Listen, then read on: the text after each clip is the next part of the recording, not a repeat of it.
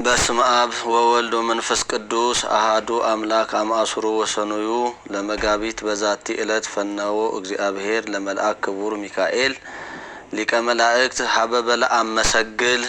አንድ አምላክ በሚሆን በአብ በወልድ በመንፈስ ቅዱስ ስም መጋቢት 12 በዚች ዕለት ቅዱስ ሚካኤልን እግዚአብሔር ወደ ጠንቋዩ በለዓም ላከው።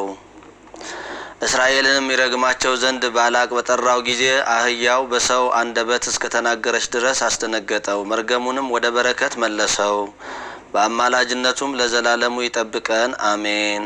ሰላም እብል ለዘይቀድም ጾታሁ እምለቅውማን ነፍሳት ለብሎ የሟዕል ታሕተ ክነፊሁ ሚካኤል ካህን ለመልእክተ ዲያቆን በአምሳሊሁ።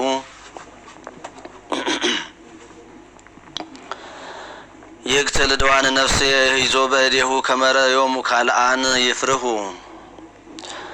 በዚህ ዕለት የከበረና የተመሰገነ የእስክንድርያ ሊቀ ጳጳሳት ለአባቶች ሊቃነ ጳጳሳት 12ኛ ተሿሚ የሆነ የድሜጥሮስ ድንግልናው የተገለጠበት ሆነ።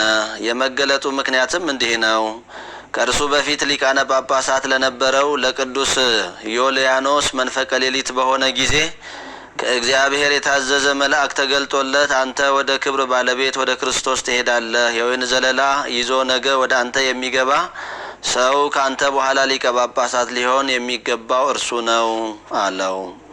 ማግስት በሆነ ጊዜም የከበረና የተመሰገነ ድሜጥሮስ የወይን ዘለላ ይዞ ወደ ከበረ ዩልያኖስ ዘንድ ገባ። ቅዱስ ዩልያኖስም ያዘው። ከኔ በኋላ ሊቀ ጳጳሳታችሁ እነሆ ብሎ ለሕዝብ አስረከባቸው።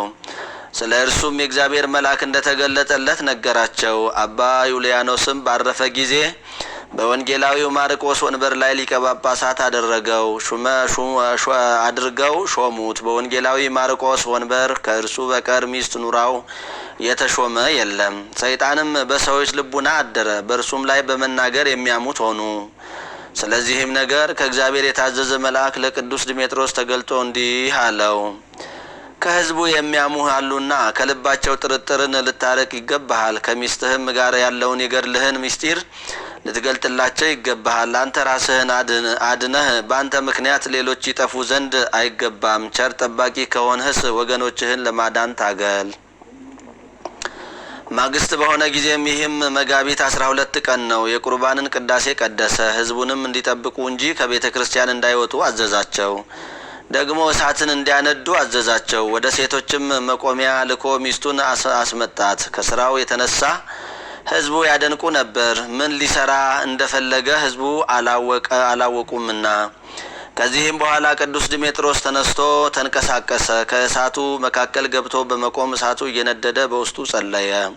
ከእሳቱም ፍም በእጁ ዘግኖ በልብሰ ተክህኖው ላይ አኖረ። በእሳቱ ውስጥም ቁሞ ለረጅም ጊዜ ጸለየ። በልብሰ ተክህኖ ውስጥ ያለ እሳትም አይቀጣጠልም።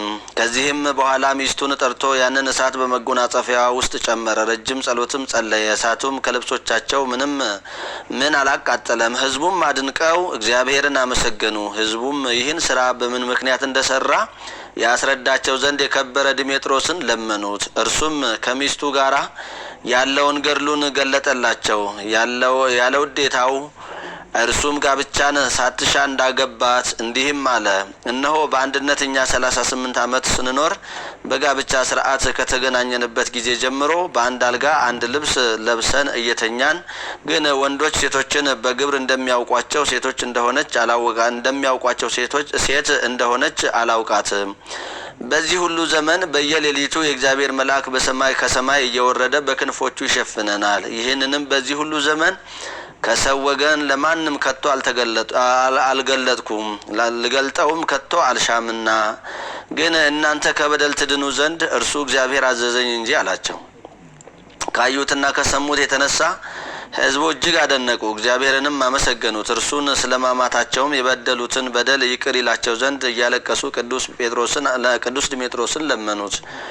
እርሱም ስተታቸውን ይቅር ብሎ በጎ ስራን ከሚጠላ ከሰይጣን እንጂ ከእናንተ አይደለምና አትዘኑ አላቸው። ከዚህም በኋላ ባረካቸው። ወደ ቤታቸው የሚገቡ ዘንድ በሰላም በፍቅር አሰናበታቸው። ከሊቀ ጳጳሳቱ ከቅዱስ ድሜጥሮስ ካዩት ታምራት የተነሳ እግዚአብሔርን እያመሰገኑ ወደ ቤታቸው ገቡ። በጸሎቱ የምትገኝ በረከቱ ከኛ ጋራ ለዘላለሙ ትኑር አሜን።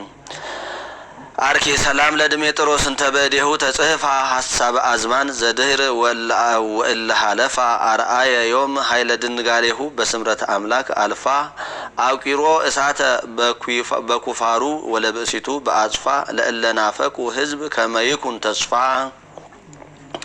በዚህችም ዕለት ደግሞ ከፍልስጤም አገር መላዚ በሰማዕትነት አረፈ። በረከቱ ከኛ ጋር ትኑር ለዘላለሙ አሜን። አርኬ ሰላም ለከ ሰማዕት መላዚ ዘምድረ ፍልስጤም ወልደ አጋዚ ምህረተ ነዳያን ለቡ እንዘ ኢይሴዚ ከመታምክረኒ ነአ ናዛዚ ቅድመ ይዳደቀኒ ሊተ እደሞት አሃዚ።